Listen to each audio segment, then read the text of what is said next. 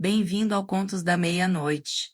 Aqui é a Fran. A partir de agora, o medo não pede licença. Apague as luzes, coloque os fones, feche os olhos e não olhe para trás. A história já começou. Antes de começar nosso relato, deixe aqui nos comentários de onde você está nos ouvindo. Eu vou contar Barbacena do jeito que aparece nos relatos, nas fotos, nas denúncias e no que ficou registrado depois. Não tem mistério aqui. Tem método. E tem uma coisa que se repete em todo depoimento. Quem entrou, entrou fácil. Quem saiu, saiu por sorte. O lugar era o Hospital Colônia, em Barbacena, Minas Gerais. Fundado em 1903, foi feito para poucos. A capacidade inicial era de cerca de 200 pessoas. Décadas depois, virou um depósito com milhares. A conta não fechava no papel, explodia nos corredores. Barbacena é serra. O frio ali não é detalhe, ele entra no osso. No Colônia, isso virava sentença. Tem relato de gente dormindo agarrada no capim, uma na outra, para tentar espantar o gelo da madrugada. Muita gente chegava de trem. Não era poesia, era logística. Vagões despejavam pessoas vindas de longe, sem explicação, sem preparo, sem família junto. Esse transporte ficou tão comum que virou expressão. Trem de doido. Quando a porta do vagão abria, o primeiro impacto era o cheiro. Mistura de suor velho, urina, desinfetante barato e comida azeda. A plataforma não era recepção, era triagem rápida, feita com pressa e sem delicadeza. Texto padre. Uma parte dos internos não tinha diagnóstico psiquiátrico. Estimativas recorrentes apontam que a maioria estava ali por inadequação. Gente pobre, alcoolista, homossexual, mãe solteira, pessoas sem documentos, pessoas que davam trabalho. Bastava a família assinar, bastava alguém influente encaminhar. Bastava a polícia querer tirar alguém da rua. Para muitos, o Colônia era o lugar onde se deixava o problema, e depois se fingia que ele nunca existiu. Ao entrar, você perdia nome, virava ficha. O que vinha com você sumia. Documento, foto, roupa de casa. O corpo era padronizado. Cortavam cabelo, troca de roupa. Às vezes nem isso. Havia gente nua, por falta, por castigo, por rotina. O hospital cresceu em pavilhões, galpões compridos, paredes manchadas, janelas altas. O som ali era constante. Gente gemendo, gente gritando, metal batendo, porta pesada arrastando. E no meio disso, um silêncio. Pior, de quem já desistiu. A superlotação era o argumento usado para tudo. Não tem cama, não tem lençol, não tem remédio, não tem atendimento. O problema é que a superlotação não era acidente. Era a engrenagem funcionando como planejado. Em 1960, o lugar que era para 200 tinha cerca de 5.000 pessoas. É número que parece exagero até você imaginar o espaço físico. Corredor com colchão no chão, gente deitada, encostada em gente, corpos ocupando cada vão. O frio fazia o resto. Sem roupa adequada, sem coberta, sem aquecimento. A noite virava uma prova. Quem era fraco perdia. Quem tinha ferida infeccionava. Quem tinha diarreia desidratava. A morte não era surpresa, era parte do turno.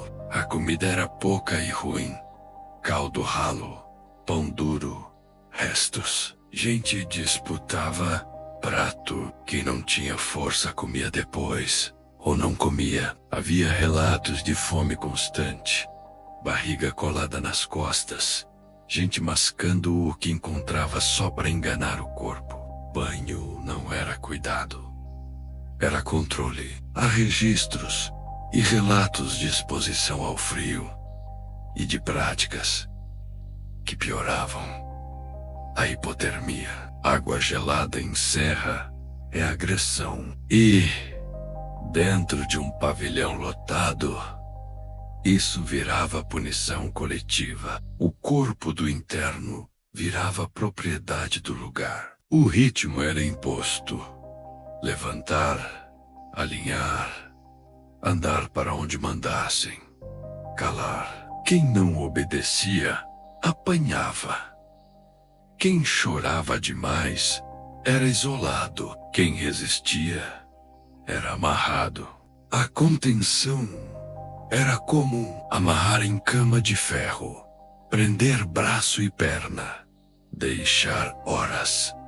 Não como exceção clínica, como resposta prática para um sistema sem equipe e sem intenção de tratar. Era assim que se organiza um depósito humano. O eletrochoque aparece em praticamente toda a narrativa sobre o Colônia, não como recurso raro, mas como ferramenta frequente. Em muitos relatos, surge como punição, como intimidação, como forma de calar o pavilhão. O choque vinha em série, um atrás do outro. O corpo tremia, o dente batia, o cheiro de suor aumentava, e depois a pessoa voltava para o mesmo lugar de antes, sem acompanhamento, sem reabilitação, só mais cansada e mais quieta. A violência não era só técnica, era diária. Tapas, empurrões, humilhação, gente chamada de bicho, gente tratada como coisa. Com o tempo, isso desmancha qualquer noção de pessoa. Você começa a ver isso no olhar. Vazio por economia. Dentro do Colônia havia trabalho. Chamavam de laborterapia, de terapia ocupacional, de disciplina. Na prática, era serviço para manter o hospital funcionando. Limpeza, cozinha, lavanderia, carregar peso, sem salário, sem escolha, sem saída. Muitos internos trabalhavam até cair. Quem não rendia era descartável. Quem adoecia era deixado de lado. O hospital dependia desse ciclo, porque faltava tudo. O próprio Estado se beneficiava da existência daquele lugar como solução barata. O que mais assusta é o perfil das pessoas. Tinha jovem internada por tristeza. Tinha mulher enviada por família para esconder gravidez.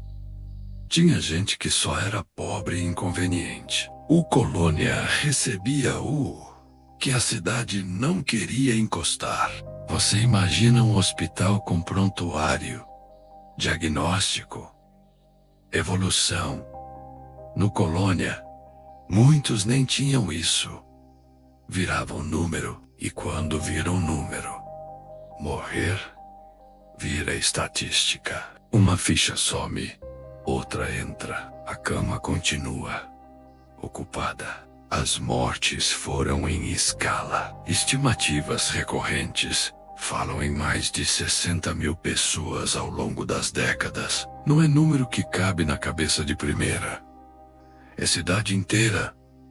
É estádio lotado. É uma geração apagada dentro de muro. E como se lidava com tantos corpos, diz muito sobre o lugar. Há relatos e registros de destinação irregular de cadáveres para faculdades e de descarte quando não havia interesse. O morto também virava mercadoria. Existe o relato de que corpos foram vendidos para instituições de ensino. Quando a demanda caía, surgiam formas de resolver rapidamente. Enterro sem nome, vala, descarte.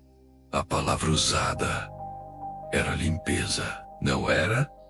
Era apagamento. O cemitério era parte da engrenagem, um campo sem individualidade. O morto não tinha rosto, não tinha história, não tinha visita. Para o Colônia, isso era útil. Um corpo sem nome não volta para cobrar explicação. A cidade sabia, o Estado sabia. Isso aparece em denúncias e em discussões posteriores sobre o modelo manicomial. Por muito tempo, a existência do Colônia foi aceita como necessária, não para cuidar, para separar.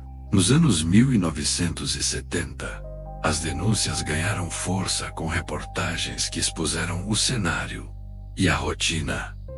Não foi um sussurro, foi descrição direta, com visita, com imagem, com testemunho. A partir dali, o país não conseguiu mais fingir do mesmo jeito. As fotos mostravam gente amontoada, corpos magros, olhos fundos, gente sem roupa, corredor cheio de gente sentada no chão. Aquilo não parecia hospital. Parecia confinamento. E a comparação com campo de concentração aparece em análises e relatos. Mesmo com exposição, o Colônia não acabou de um dia para o outro.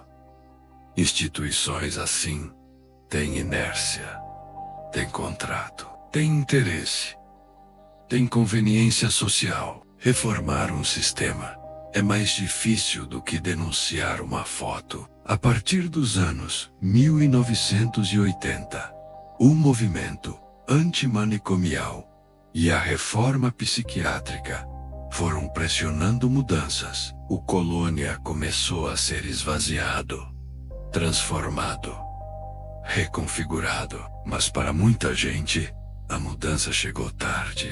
Teve interno que saiu sem família, sem documento, sem casa. A pessoa viveu décadas ali dentro e ao sair, não sabia atravessar a rua, pegar ônibus, comprar pão. A instituição tinha virado o mundo inteiro dela e o mundo não esperava por ninguém. O que sobrou em Barbacena foi memória e parede. Parte do espaço virou museu, com registros do que aconteceu e do que foi denunciado. O lugar que antes escondia passou a ser usado para mostrar. Isso também é parte do acerto de contas. Quem visita não precisa de história inventada. Basta andar pelos corredores e imaginar 5.000 pessoas ali dentro. Basta olhar para uma janela alta e pensar que não era vista, era grade. Basta ouvir que o frio matava e lembrar que o frio em Barbacena é real. O detalhe mais cruel é que nada disso depende de um vilão único. Foi sistema, foi Estado, foi moral da época, foi família entregando, foi cidade aceitando, foi profissional se acostumando. Cada um empurrou um pouco e o resultado foi um abismo. Quando o Boquê houve 70% não tinham diagnóstico. Você entende a função do Colônia. Não era hospital para tratar, era máquina para retirar pessoas do convívio. E se morressem, melhor ainda, menos problema para todo mundo. O Hospital Colônia virou símbolo justamente por isso. Ele mostra o que acontece quando a sociedade decide que existe gente que não merece ser vista. O lugar não foi acidente. Ele funcionou por décadas, porque era útil para alguém. Se você quer um quadro visual, ele é assim: pavilhão comprido, cama de ferro, colchão fino ou nenhum, gente em pé encostada na parede, porque não cabe, gente deitada no chão porque não tem cama, roupa úmida secando no corpo, frio entrando pelas frestas. A noite era pior, não por fantasma, por barulho humano, gente delirando, gente chorando, gente tossindo, gente com diarreia sem banheiro suficiente. O cheiro se acumulava, e no meio disso, o funcionário fazendo ronda para manter o pavilhão quieto. De manhã, a contagem não era enfermagem cuidadosa, era conferir quem levantou. Quem não levantou era arrastado, muitas vezes sem cerimônia, porque o ritmo não podia parar. O pavilhão não esperava. A fila de entrada era constante, e o tratamento era isso: um pacote de privação, frio, fome, humilhação, choque, contenção, trabalho, isolamento. E quando a pessoa quebrava, ela ficava mais fácil de manejar. Esse era o objetivo prático.